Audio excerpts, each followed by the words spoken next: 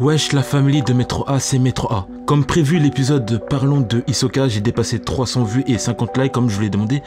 Aujourd'hui on va essayer de dépasser 500 vues et 80 likes. Pour le prochain Parlons 2, que je vous écrirai dans les commentaires, le prochain Parlons 2 ce sera celui qui postera le premier commentaire du prochain épisode. Et oui mon gars, le plus fidèle sera le plus récompensé. Activez la cloche pour les vrais membres de la famille de Metro A, Resident de Flamingo et Paradasino Family. Premier arrivé, premier servi. Celui qui part à la chasse perd sa place, même si ça n'a aucun rapport. Bon, on rigole, mais on va moins rigoler du personnage qu'on va parler aujourd'hui. La famille, ce personnage est sombre. Il est noir. Il est très noir. Niveau noirceur, il est proche du trou noir. Si il meurt, l'enfer pour lui, ce sera le paradis. Niveau moral, proche de zéro, comparable à Kuroro et Hisoka. Hirumi réunis, en tout cas pas loin. Avant ça, petit auto-promo vite fait la famille, je fais des illustrations, montage et autres choses liées au graphisme pas cher. Me contactez par mail, bientôt le site que je vais ouvrir, si vous voulez que je réalise quelque chose d'artistisme pour votre illustration ou peu importe. Et allez me soutenir sur ma page Tipeee, j'en ai besoin. Bon, parlons de la noirceur de l'âme en personne. Aujourd'hui on va parler de Czernich. Il est tellement noir, il est tellement brosson. Viens pas le chercher des noises, sinon te téléporte à ta tombe. Comparable à Hisoka, peut-être plus noir que Kuroro, plus fou que Hiromi, sa folie t'envoie au paradis. T'as tu le veux faire mourir, bel qu'à son âme parasite. Il ressemble à Jésus-Christ, mais la noire sur son âme sans la pisse. Il prend un Snapchat avant de te faire mourir. Parlons de Czernich. Parlons de Czernich. Oh, parlons de Czernich. Czernich, extrêmement sombre comme prononciation du nom. En kana, cela se prononce Seldnich. Et Teta, la fille qui l'entraîne dans la suite du manga, l'appelle Tseried. Toujours en vie à l'heure actuelle dans le manga, mais plus trop pour longtemps, vu le bordel qu'il y aura dans Hunter x Hunter. Apparu dans la suite du manga Hunter x Hunter et non dans l'anime 2011 et 1999, qui se termine en 147 épisodes, chapitre 143 plus précisément, apparu en photo dans les mains de Kurapika au chapitre 343, apparu officiellement au chapitre 345, où il tue deux innocentes femmes trouvées dans une boîte de nuit, mortes dans l'appartement du prince. Oui, je l'appelle prince car effectivement il appartient à une famille royale résidant à l'Empire Kakin. Dans la map de Hunter x Hunter, le royaume Kakin se trouve en haut à droite de la map. Le pays Kakin, on l'a déjà vu dans l'anime Hunter x Hunter 2011. Si vous vous le rappelez dans l'arc Chimera Ant, lorsque Gon et Killua trouvent Kaito pour la première fois, Kaito qui a été engagé par le gouvernement Kakin pour faire des recherches biologiques dont il trouve les Chimera Ant et à partir de là, vous connaissez la suite. Voici la composition de la grande famille royale de l'Empire Kakin. Czernich est le 4e prince, père de Nasubi, oui Gyo Roon, roi de l'Empire Kakin. Son premier fils est Benjamin, deuxième Kami, troisième Xiang, et bien sûr 10 autres princes faits avec 8 femmes devenues reines. La famille Nasubi, il a charbonné dur sur les femmes. Lui, il a beaucoup de responsabilités avec 14 enfants et 8 femmes. Et tant de responsabilités, ça fait chier. Et quand ça fait chier, on organise un jeu pour qu'ils s'entretuent tous. Voilà. Czernich fait partie d'une mafia nommée Yel Lee, dirigée par Morena Prudo, fille du roi Nasubi. Encore une fois, le roi Nasubi avec ses coups de rein dévastateurs qui engendrent des enfants. Dans la série Hunter x Hunter, lui, il obtient un trophée à lui, direct. Voici la composition du clan. Le clan est en concurrence et dirigé par deux boss, Mora et Czernich en personne, frère et sœur. Et la sœur est tout aussi bizarre que le frère, vraiment à la hauteur de sa réputation. Et il dirige 22 membres d'assassins, dont leur pouvoir via Mora augmente s'ils tuent plus de personnes. Et ils sont en concurrence avec d'autres mafias. Xi, Iet et Shaer est un exemple. Voilà, Czernich est dans un bail très sombre, très noir. Vis-à-vis de son apparence, il ressemble à un prince. Vêtements chics, cheveux longs, smoking pour les banquets, musclé et cultivé. Et son apparence en général ressemble à un homme religieux, des habits d'orthodoxe et même ressemble à Jésus-Christ. Certes, mais la noirceur de son âme n'est pas égale à Jésus-Christ. Tout le contraire. L'habit ne fait pas le moine, la famille. L'habit ne fait pas le moine. Bon, en termes de personnalité, c'est le chaos.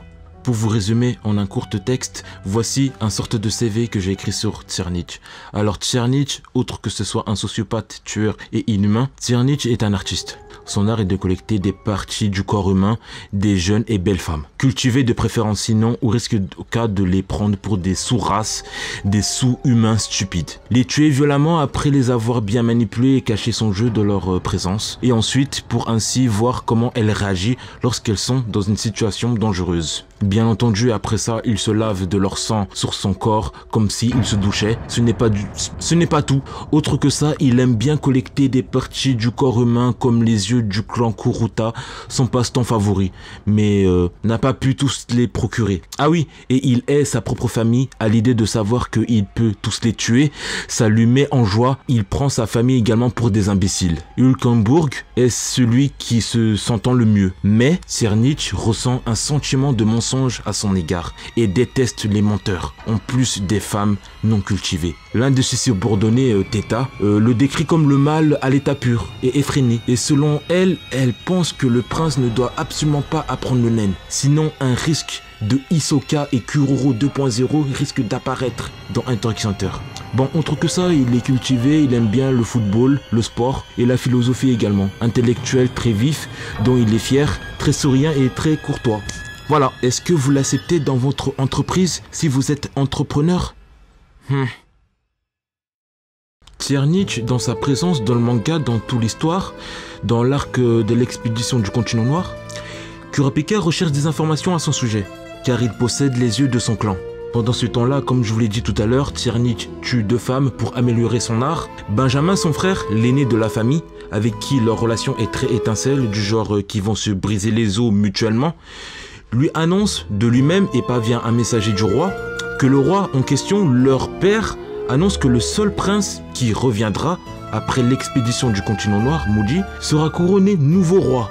Bien sûr, Czernych est en extase et en plein euphorie et voit une occasion de devenir et de prendre son trône comme il se doit, dont, selon lui, ça a toujours été à lui. Après 2-3 menaces de mort venant de Benjamin, son frère, il prend peur et raccroche. Il lui demande de plus l'appeler, car il est terrifié. Voilà, on le croit tous.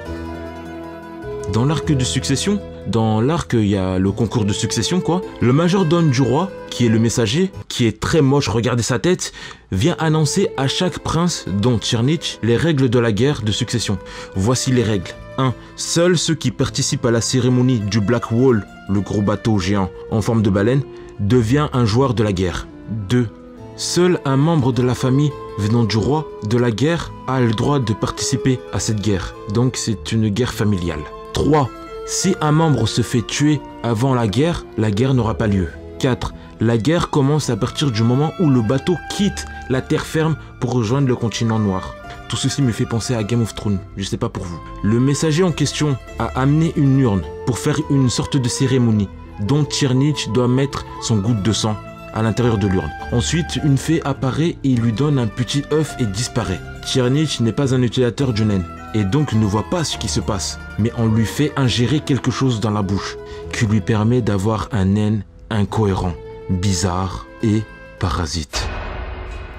Selon le messager, cela se produit lorsque quelqu'un s'inspire à être un roi. Quelque temps plus tard, Czernych participe à une sorte de cérémonie, le Black Wall, comme je vous l'ai dit.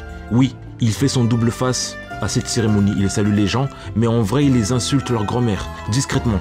Il a parlé à Hulkenburg. Il a également parlé à Tsubepa, ses frères et sœurs, quoi, de s'unir pour combattre les princes âgés et dangereux. Et après l'annonce de Kurapika, il commence à comprendre et à assimiler le nen. Il commence à savoir que le nen parasite le protège et commence à apprendre les bases du nen. Tout cela grâce à Teta, qui a une mission secrète, c'est celui de éliminer Czernych. Mais ça, c'est une autre histoire. Dans le bateau, Czernych, il reçoit des cadeaux de Benjamin, l'un de ses frères, qui voulait lui broyer les os. Il reçoit le cadeau d'un garde du corps pour le protéger gentiment pendant tout le voyage. Selon moi, il y a un requin sous rocher. Czernych repousse ses gardes du corps. Pendant ce temps-là, il assimile le nen avec Teta, la garde du corps. Et selon elle, elle estime qu'il faut au moins 10 mois pour que le prince assimile le nen. Mais elle a vu que le prince a un don de progresser de manière très vite. est extraordinaire. Et à un moment donné, le prince se méfie de Teta, de mentir sur la durée de l'entraînement. Panique. Kurapika a dit que cela dure 2 semaines. Teta dit autrement. Et c'est à ce moment-là que le bête de naine du 4e prince Černić fait apparition brusque au visage de Teta. Et une violente menace s'impose. Bon, alors je ne sais pas quelle est la réelle scène où le bête de naine de Černić apparaît au visage de Teta, mais en tout cas, c'est vraiment marquant cette scène. Plus tard, un membre de la famille, Buor, de la famille, révèle que Černić fait partie de la famille Iali, une des 3 familles les plus grandes de la mafia du Kakin. Dans le bateau, rien que ça va partir en couille dans ce bateau. Je le sens, je le sens. Pendant ce temps, Černić et Teta continuent l'entraînement et fait le test de la divination de l'eau. Et le résultat est comme on l'attendait, proche de Neferopito. Lorsqu'il le fait, le test, la feuille se frétrit et l'eau bouillit et libère de l'odeur putride. Il est de la spécialisation. Entre-temps, il reçoit des appels inconnus et lui informe que sa sœur, Morena Prudo, n'est pas au niveau 1 du bateau de baleine. Et elle est introuvable. Il dit de lui-même qu'il s'en occupera plus tard. Teta voit qu'il y a un génie devant elle, mais elle a pour mission de le tuer. Teta remarque que Černić commence à bien assimiler le naine de plus en plus et décide d'aller à la vitesse supérieure et donc commence son entraînement du Zetsu. Et c'est à ce moment-là que on s'aperçoit le naine cheaté de Černić, dont je vais vous en parler tout de suite. Avant de parler de son naine, la famille, j'aimerais dire mon avis personnel sur ce personnage. Alors mon avis personnel, c'est qu'il va foutre la merde. Il va foutre une grosse merde, mais pas possible. Kurapika va avoir du mal à gérer. D'un côté, je me dis qu'il a un don du naine. Il se rapproche de Kuroro et Hisoka. Il aura une belle histoire vis-à-vis de tout ça. Mais d'un côté aussi, je me dis qu'il peut mourir à tout moment, vu le danger constant de cette guerre de succession. Selon moi, je pense qu'il a un naine comparable à Hisoka et Kuroro, car il assimile très bien le naine. Hiromi, comme je l'ai dit dans une théorie, Hiromi n'a pas trop un don. Il a plus un don de l'assassinat. Donc, Černić, il a un don exactement comme Hisoka, et il est spécial comme Kuroro. Il est incohérent comme personnage. C'est pour ça qu'il est de la spécialisation. Un jour, il déteste les menteurs, double face, et un autre jour, il trouve les menteuses mignonnes, kawaii. À mon avis, Teta doit accélérer le rythme de sa mission et ne plus lui laisser le temps de s'améliorer en fait. Sinon, tout ça va partir d'un viol quoi. Il va le violer, je pense. Voilà, c'est tout. Son incohérence est due à son ego, du fait qu'il se sent supérieur à tout le monde en fait. Il se sent supérieur aux autres. Il croit qu'il peut tout maîtriser et tout juger, mais c'est son ego du prince qui lui fait dire ça en fait. Tout cela en d'autres termes. Il est dans la folie. Je pense qu'il va gagner cette guerre de Game of Thrones 2.0 version Hunter x Hunter. Je pense qu'il mérite ce trône-là parce que son ego est vraiment incroyable.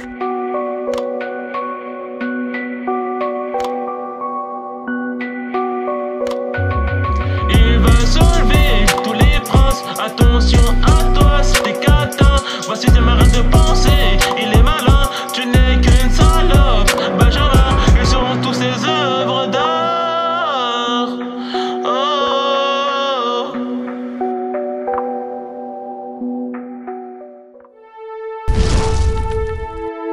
La famille, on va passer au naine et au pouvoir et capacités de Černić. Avant de parler de naine, je vais parler de ses capacités et pouvoirs. En tant que prince, il possède plusieurs capacités en tant que statut. L'influence politique, des actifs, de la richesse, tels que les hôtels de luxe, des costards, participe à des banquets, etc. Et possède plusieurs gardes du corps personnels, entraînés, qui plus est. Voici comment est composé ces gardes du corps. Černić, il est informé sur tout et n'importe quoi, et c'est tout. Il possède un intellect vif, il connaît la philosophie, les footballeurs et la science. Il est malin. Selon Teta, il est arrivé à des scénarios que même elle, qui est Hunter Pro, n'a pas prévu de tels scénarios. Il a un don du naine. Il arrive à maîtriser le naine, particulièrement à rester concentré et visualiser des choses à travers l'esprit. Et il a maîtrisé en une journée le Gyo. Voilà en termes de capacité et pouvoir. D'ailleurs, j'ai une théorie sur la bête de naine de Černić. et les bêtes de naine en général, je le dirai vers la fin de la présentation du naine de Tchernitch.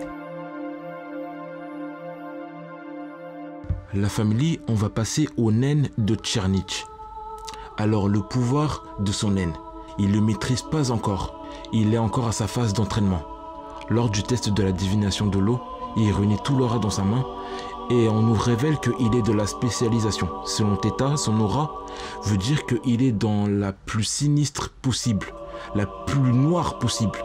Avec l'urne, il a obtenu le bête de naine de plus de cela, de son aura sinistre. Donc, premier, bête spirituelle gardienne de Tchernitch. On va commencer avec son bête de naine que tous les princes possèdent. Son type est inconnu. Sa bête de naine est spirituelle et non visible et protège à un rayon de zone assez raisonnable pour repousser toute attaque de bête ou d'autres menaçant le prince. Sa capacité principale de sa bête de naine de Tchernitch est qu'il réagit en fonction du mensonge qu'on peut dire au prince. Ou s'il y a quelque chose de négatif près du prince, comme le tuer par exemple, la bête envoie des avertissements. Le premier avertissement, il caresse la peau de la victime avec sa langue, qui n'est pas réellement une langue, franchement. La deuxième, la bête parle et explique que la prochaine action négative vis-à-vis du prince, la victime cessera d'exister en tant qu'humain. Et la troisième, vous la connaissez. Je ne vais pas vous l'expliquer. Ce bête de naine est construit pour manipuler la victime, pour être à la solde du roi, pas encore, mais prince Tchernitch. 2. Je rajoute comme capacité deuxième bête de naine. Son origine et type est inconnu. Apparemment, Tchernitch a développé inconsciemment une technique de naine, sans même s'en rendre compte. Cela est remarqué par Theta, qui l'entraîne. C'est une bête de naine ajoutée à cela le bête de naine originel qu'il possède avec l'urne. 3. Son ten et reine est suffisamment grande pour faire des exercices assez compliqués, comme rester en zetsu pendant des heures. Avec plusieurs essais avec Theta, malgré des perturbations, il a réussi à créer un Atsu de son entraînement. Et là, cette technique s'appelle Zetsu no Tenbyo, avenir parallèle. Il est de type spécialisation. Ce naine est perçu lorsque Theta entraîne le Zetsu du prince, où elle a failli tuer le prince d'ailleurs. C'est très complexe d'utilisation. Voici cette image pour simplifier la compréhension de cette aptitude. Alors la famille, activez votre cerveau parce que ça va être tendu, si vous êtes intelligent plus ou moins. Tchernitch active son Zetsu et doit impérativement fermer les yeux au commencement. Tout première étape. Deuxième étape, le noir total. Un son étrange se fait entendre, le son électrique. Et une image de télé. Et il voit une image prémonitoire de 10 secondes dans l'avenir, de ce qui va se passer. Dans la réalité, tout est normal. Le temps est intact et avance vers cette vision prémonitoire tranquillement, selon ce qu'il a vu, lorsqu'il a fermé les yeux. Lorsque son envie lui prend d'ouvrir les yeux, ce qu'il a vu dans l'avenir se produit normalement. Et durant 10 secondes après avoir ouvert les yeux, tout ce qui se passe, Tchernitch a vu dans sa vision, se produit pour les autres, mais pas pour lui. Il peut faire tout ce qu'il veut et donc modifie le futur. Il pourra réactiver cette capacité une fois que la vision prémonitoire, après que la vision prémonitoire est faite, et donc peut refermer les yeux et réactiver son Zetsu et réactiver la capacité, et ainsi de suite. Selon lui, il pourra perfectionner ce Atsu, améliorer le temps d'activation du Zetsu et maintenir le Zetsu pour que le Atsu prend encore plus de proportions énormes. Comme je l'ai dit tout à l'heure, la famille Tchernitch va faire des dégâts, croyez-moi. J'ai une théorie sur la bête de naine de Tchernitch et des bêtes de naine en général. Alors, premièrement, je vous demande de prêter attention à la bête de naine de Tchernitch, à son apparence plus précisément. Je la décris, cette bête a des talons très hauts, les jambes qui mettent en évidence la chair humaine, notamment de très grosses fesses. À l'arrière de cette fesse, il y a une sorte de queue. Cette queue n'est pas une queue en fait, mais c'est un fouet éparpillé, enfonçant dans le cul, voilà, en position de 4 pattes comme un cheval, Au niveau du ventre, la chair humaine est toujours en évidence. Au niveau téton, il y a des objets pointus. Au niveau de la main, c'est monstrueux. Niveau avant-bras, la chair humaine est toujours présente. Mais il y a beaucoup plus d'os. On voit beaucoup plus l'os qui est en évidence. Autour du cou de la bête, il y a une sorte d'écharpe pour signe d'élégance dans tout ce bordel malsain. Ensuite, on a le cou dont la tête est détachée du corps. Oreilles pointues et cheveux longs. À l'intérieur de sa bouche se cache de l'agressivité. Dents pointues, visage de tête de femme et yeux arrachés menaçants. Où je veux en venir avec tout ça? Je veux en venir sur le fait que le bête de naine du prince est la représentation du prince en lui-même, de son âme et de sa folie. Cette bête de naine représente les femmes qu'il a tuées en fait. Niveau sexualité, il est plutôt dans le hard. Il aime bien la violence sexuelle. Tchernich, il aime bien la chair humaine des jeunes belles femmes. Et il aime bien assouvir ses fantasmes sur elles. Il les tue et forme un œuvre d'art, comme il dit dans les précédents chapitres, en les arrachant leurs membres. Le résultat est la bête de naine qui le protège. Cette sorte de chose. Selon ma théorie, cette bête n'est pas animée de vie. Impossible. D'ailleurs, dans tous les bêtes de naine générales, de tous les princes, aucune sorte de vie y réside dans ces bêtes. Mais il est contrôlé et c'est l'âme de Tchernich, du prince en lui-même, qui est en la possession inconsciemment du bête de naine. Genre c'est lui de manière inconsciente. Et elle agit de manière automatique comme un mécanisme d'autodéfense, en gros spirituel. Il se protège lui-même, pareil que pour les autres princes.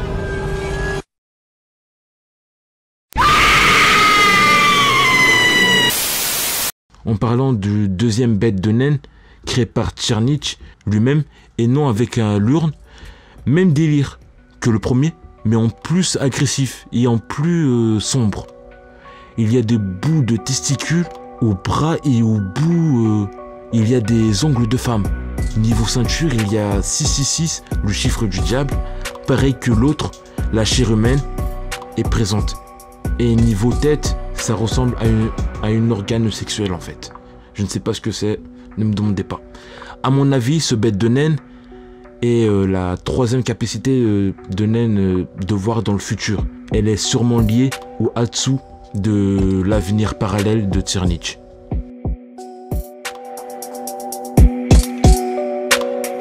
Et quand Bokjo part avec lui, tu n'es pas de taille, t'es petit, tes tas tu me fais trop. T'es casse-toi et sinon il redevient un artiste. Les princes misérables qui sont, Tchernich va toutes les coucher par millions. Ils niquent leur grand-mère via le fion pour au moins 10 générations.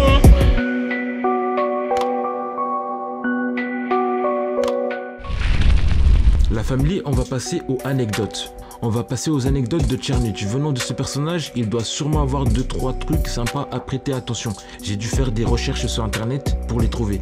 La première est que Tchernich fait plusieurs mentions des faits réels dans la vraie vie, comme la Ligue A et la Liga, et aussi des personnages réels. Voici les personnages: Peter War X, Immanuel Kant, George Wilhelm, Flerdnich Hell, Agusho Shaw, Gustave Theodor Friedrich, Christian Goldbach, Lior Janaek. Faites des recherches sur internet pour savoir qui sont ces personnages, je ne sais pas. Et regardez dans le manga pourquoi il dit ça. Il fait des références à des cellules souches également.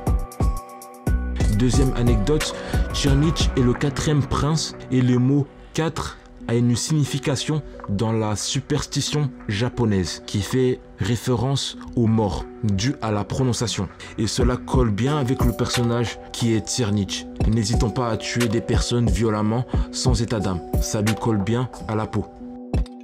Troisième anecdote, la bête de naine créée par Tchernich. Il y a le mot 666 arrondi dans l'abdomen. Dans la culture générale, ce chiffre fait référence au chiffre du diable. Plus précisément, le chiffre de la bête. Très malveillant. À mon avis, le naine de Tchernich, il a un lien avec son Atsu de remonter dans le temps. Et ça m'a l'air très maléfique, d'une puissance incroyable. Quatrième anecdote, la pose que fait Tchernich fait référence à Jojo. Vous et moi, on le sait. Je le sais, tu le sais, vous le savez, ils le savent. La famille, je vais terminer ce Parlons d'eux avec le meilleur scène de Tchernitch, de ce personnage incroyable. Cette scène, c'est celle où Teta voit la première fois la bête de naine de Tchernitch. C'est la première fois qu'on se rend réellement compte la folie de Tchernitch. Que lui là, il pue la merde. Il pue la merde de fou. Et aussi, je vais terminer ce Parlons d'eux avec la meilleure citation venant de ce personnage. Les 7 péchés capitaux manquent quelque chose. Ce genre de péché, c'est de ne pas réaliser l'ignorance. Et c'est cela la plus grande de tous les péchés. Tout abat de porc devenant roi à ma place est inacceptable. Hors de question.